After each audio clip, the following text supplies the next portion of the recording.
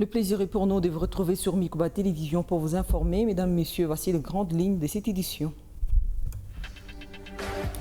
Retour ce lundi 27 avril, la Kolwezi des missionnaires des ripostes contre le Covid-19 affectés à Kapanga et Sandoa pour un renforcement des capacités des formateurs et la sensibilisation de la population. Les détails dans ce journal. Suite à l'insécurité grandissante dans les territoires de Djouguma, et Mambasa, la société civile de l'Ituri appelle le chef de l'État à déclarer l'état de siège pour la province. Dans ce journal, vous découvrirez le coordonnateur de la société civile de l'Ituri. Voilà tout pour les titres.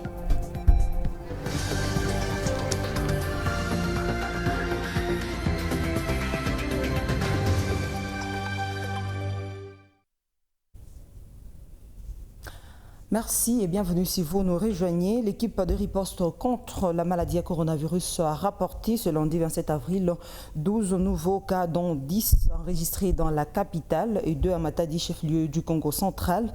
Le cumul au soir du lundi est de 471 cas confirmés, dont 30 décès, 56 guéris et 226 cas suspects en cours d'investigation. Le nombre de provinces touchées est passé de 6 à 7 avec les 2 cas de Matadi.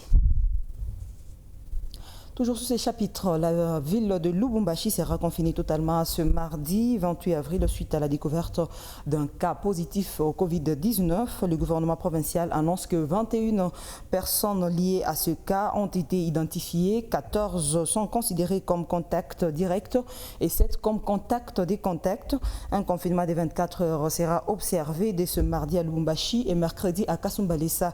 Jacques Kiaboula, gouverneur du Haut-Katanga, dans ce propos. Aux Katangaises et aux Katangiers.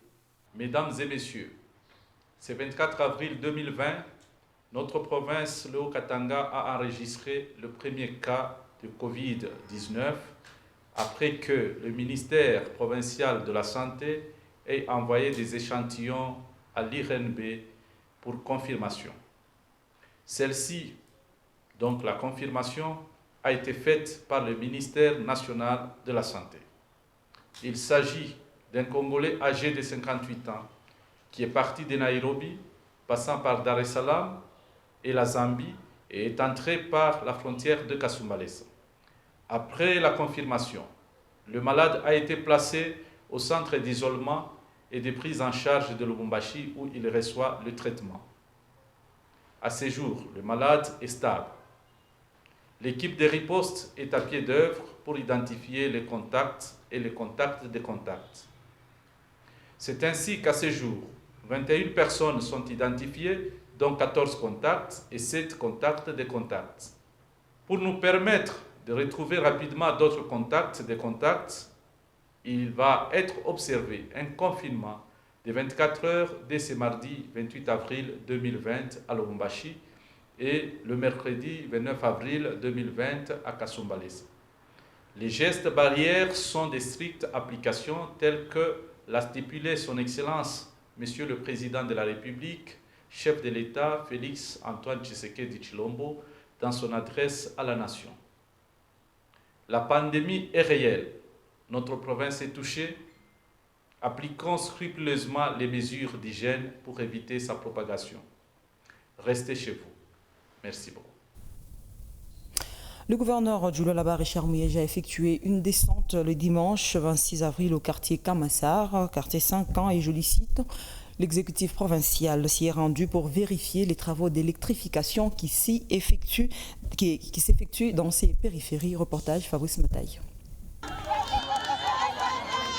Soucieux de la sécurité et du bien-être de ses administrés, Richard Mouyej Mangenzmans, gouverneur du Lualaba, a fait une visite surprise au camp Massar ce dimanche 26 avril pour inspecter les travaux d'électrification, projet qu'il a initié après les actes de banditisme perpétrés dans cette périphérie de la ville. Cette visite surprise a reconforté le lien solide qui existe déjà entre le patron de l'exécutif et sa population. Mapatriari chef beko nakuya vya kweli beko nafanya paka 1h du temps. Anakuya mu 22h analuria tena. Abatumiki. Sasa tuku napenda kama komisaria iko hapo bataanza kuveiller toute la nuit à Tunamani. Richard Mouyej-Manguinzmons a surpris également les habitants du quartier 5 ans. Calmement, le gouverneur s'est offert quelques pas de santé, s'arrêtant ça et là pour échanger sans intermédiaire avec sa population.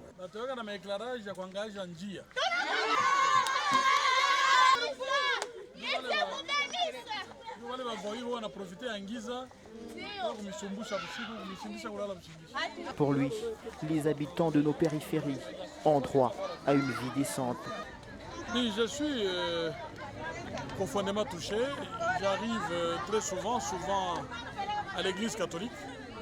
Dans les quartiers ici, ce sont les habitudes que j'avais à Kinshasa, j'allais au camp Luka. Quand j'étais à Kinshasa, j'allais au camp Luka. Et aujourd'hui, j'ai tenu moi-même à marcher, à voir les travaux qui s'effectuent par la SNEL en fonction de l'insécurité.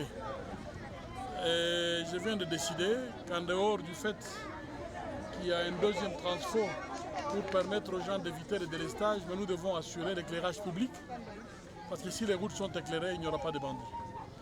Et ils me disent aussi que la route est en très mauvais état, il faut charger et arranger la route. C'est notre devoir. Ça, c'est ce qu'on appelle la périphérie. Nous ne devrons pas avoir honte de montrer cet autre aspect de la ville de Kolwezi à l'opinion. Nous devons le montrer parce que nous sommes conscients qu'il y a des travaux à faire et la construction, le développement constitue tout un processus. Nous y arriverons, mais c'est mieux comme aujourd'hui, un dimanche, tout le monde est chez lui, vous avez vu. Les gens nous ont dit ce qu'ils pensent, ce qu'ils veulent qu'on améliore et nous devons le faire. Il a bouclé sa petite tournée surprise au marché qui porte son nom, à Jolicite. Ici, il a fait quelques promesses. Le gouverneur du Lualaba, Richard Mouyej-Manguinzmons, a placé l'homme au centre de son programme quinquennal. Lentement mais sûrement, les défis sont levés, les uns après les autres. 0 cas de Covid-19 au Lualaba, c'est le grand vœu du gouvernement provincial. Ce lundi 27 avril, le commissariat général du gouvernement en charge des affaires humanitaires et sociales a organisé une caravane motorisée pour sensibiliser les populations des différents coins de la province sur la prise de conscience du danger imminent que présente la maladie. Oscar Kalambay. C'est le gouverneur de province qui a donné le go des activités de sensibilisation sur les mesures barrières contre la pandémie du Covid-19 au Lualaba. Richard Mouyej se dit satisfait de la matérialisation de ce projet initié par Nathalie Lunda, tout en implorant la grâce divine pour que cette maladie ne soit pas vécue au Lualaba. Chaque ministre dans son secteur essaie de prendre des initiatives. Il y a plusieurs projets sur table. Nous libérons un à un les projets qui ont été déposés par différents ministres. Aujourd'hui, c'est la sortie de Madame le ministre du Genre et les responsables des familles.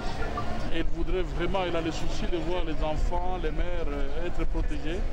Elle a décidé elle-même d'être au-dessus d'une camionnette dans sa caravane motorisée pour faire passer le même message. Et nous sommes fiers. Mais comme je le dis toujours, et tous mes collaborateurs le savent, nous plaçons toujours Dieu au-dessus de tout. Le cortège s'est dirigé dans la localité de Kazembe. Accompagné de ses collègues de l'environnement et des sports, la commissaire des affaires sociales a exhorté la population à l'observance des mesures édictées par l'OMS pour combattre la pandémie qui ravage l'humanité. Bantu beko nasema ni ya bya bongo. Na hapa tu unanionyesha Mulubumbashi hii malaria isha kufika. Sasa papa gouverneur, sasa anapenda batoto yake. Anasema ifoshi batoto yake tulite juu magonjwa ishifike umu mwetu Mukolwezi. Na juu kama ibalari tunapenda ishifike Mukolwezi, papa gouverneur yeye mwenyewe ashitaweza.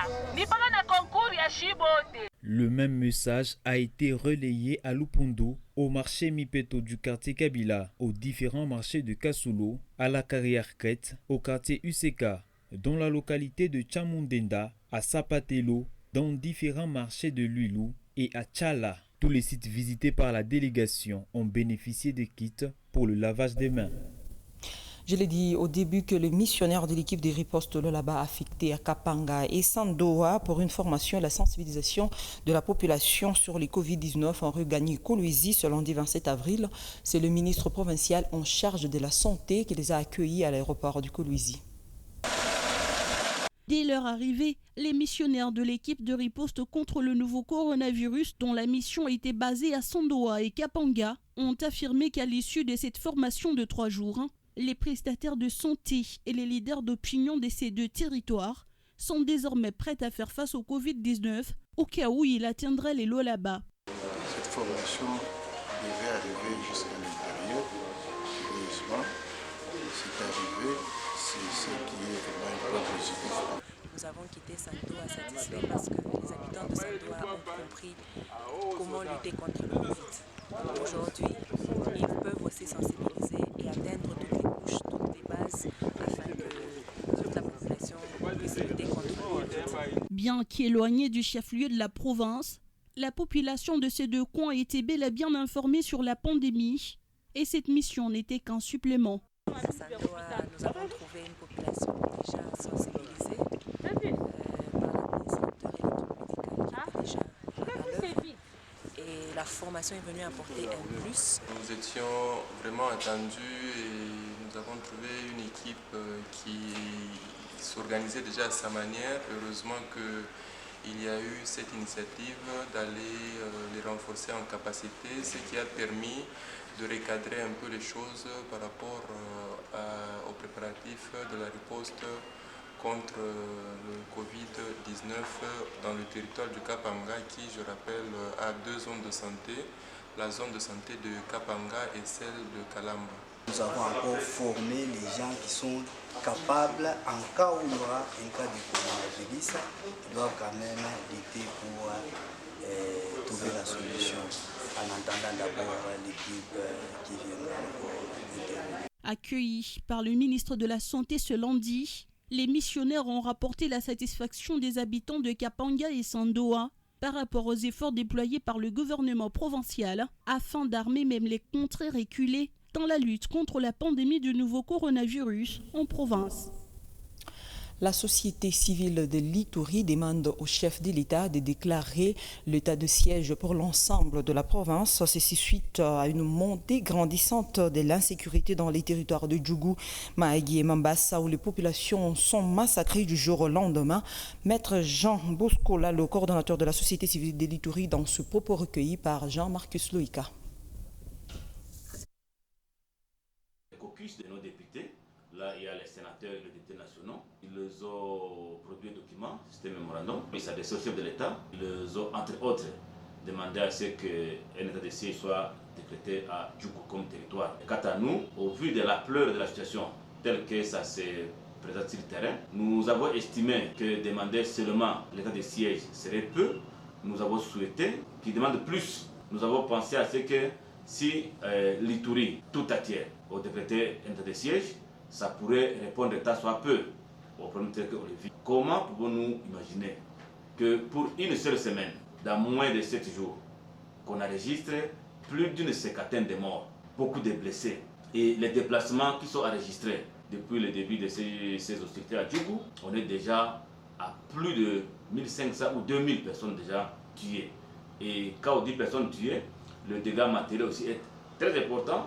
Il y a beaucoup de villages qui disparaissent. À ce niveau-là, nous nous rendons compte que le gouverneur de province n'est à la phase actuelle plus à mesure d'administrer correctement les différentes entités. Même l'intégrité du pays est menacée parce que c'est vrai, on parle de Codeco, mais Codeco, ça doit être un arbre qui cache une forêt. Donc derrière Codeco, il doit y avoir des choses. Parce que lorsque vous voyez les munitions, vous voyez les techniques qu'ils portent, les systèmes d'opération et même les temps qu'ils peuvent résister au front, nous pensons que la situation est quand même assez inquiétante. Donc avec un gouvernement militaire, dans le cadre d'un état de siège, nous estimons que les choses pourraient être réglées. Et voilà qui met un terme à ce 12h. Merci à vous tous de l'avoir regardé. Je vous retrouve très prochainement avec le même plaisir. Au revoir.